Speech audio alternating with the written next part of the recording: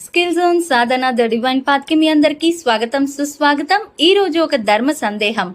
గుడిలోకి వెళ్లే ముందు గడప ఎందుకు తొక్కకూడదు? దేవాలయాల్లో గడపలను రాతితో తయారు చేస్తారు. రాయి పర్వతానికి చెందినది.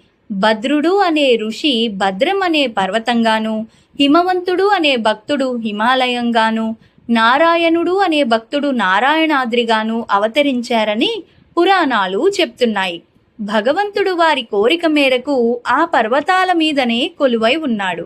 అందువల్ల ఆయా పర్వతాల రాయినే గర్భగుడి గడపగా ఉంచుతారు. అంతేకాకుండా నిత్యం భగవంతుణ్ణి దర్శించుకునే గడప పుణ్యానికి నమస్కరిస్తూ అంతటి భక్తుడిని దాటుతున్నందుకు క్షమించమని కోరుకోవడమే గడపకు నమస్కరించడం.